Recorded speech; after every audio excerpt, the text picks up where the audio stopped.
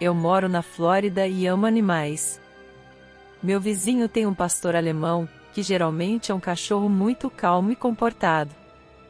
Certa noite, enquanto eu estava sentada na varanda, o cachorro começou a latir e rosnar de uma maneira estranha, o que me deixou preocupada.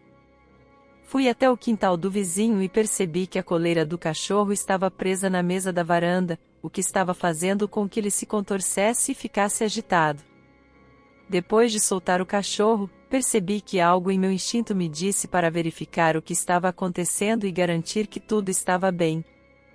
Voltei ao normal imediatamente, mas isso simplesmente não aconteceu. O cachorro agora estava ainda mais chateado, rosnando, pulando e latindo. Por mais que eu tentasse, não conseguia entender o que estava incomodando ela. Pensei em levá-la para o meu pátio e tentar manter sua companhia até que seu dono voltasse para casa. Conhecia bem minha vizinha, então sabia que ela não se importaria.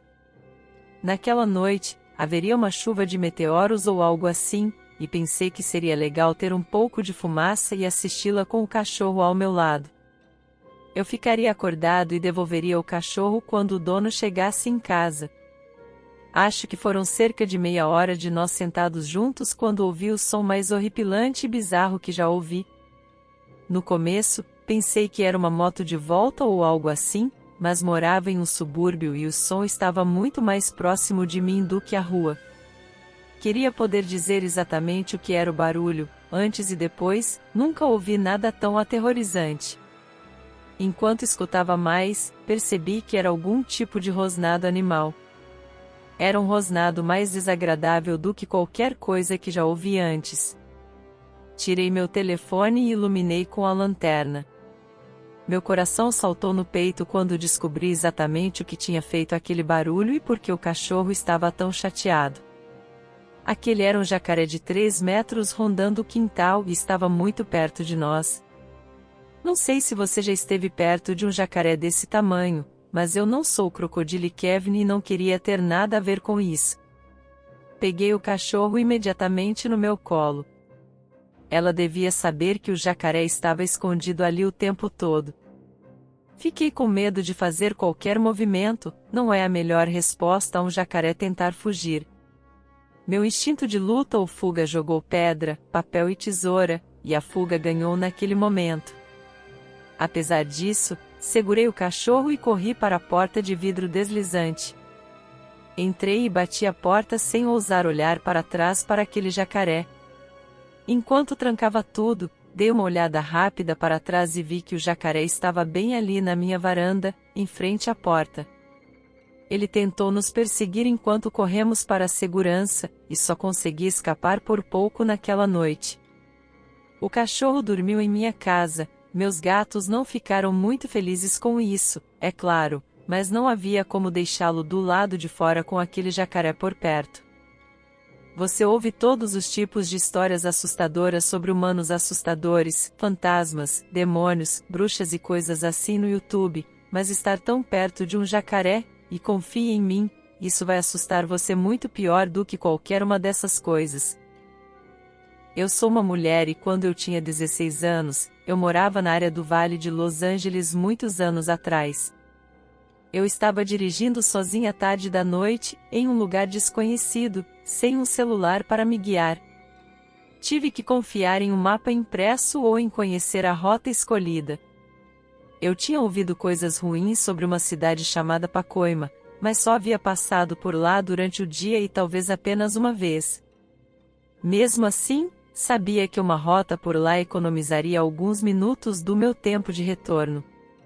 Além disso, sendo alguém acostumada a caminhar ou pegar ônibus, senti-me maravilhosamente segura em um carro bem cuidado, com bastante gasolina no tanque. Eu estava mais segura naquele momento do que em qualquer outro ponto do tempo. Pelo menos era o que eu acreditava. Ainda assim, eu era uma adolescente sozinha após a meia-noite em uma área desconhecida. Eu era ingênua o suficiente para pensar que nada de ruim poderia acontecer comigo em um carro trancado. Foi quando entrei em uma rua residencial em Pacoima e precisei percorrer apenas algumas quadras para chegar à próxima cidade, e, em seguida, à minha casa. Ao dirigir por uma rua escura e tranquila, com casas modestas, havia luzes de rua iluminando o desconhecido. Isso também ajudou na minha sensação de invencibilidade, enquanto eu sorria para mim mesma, apreciando a noite tranquila. Eu percebi algumas pessoas caminhando em minha direção. No início, não prestei muita atenção. Minha curva à esquerda para fora de Pacoima estava logo à frente, de qualquer maneira. Mas, à medida que se aproximavam, percebi que não eram apenas algumas pessoas, era uma gangue de 12 a 20 pessoas e eles não estavam caminhando casualmente na calçada. Eles estavam correndo no meio da rua, direto em minha direção.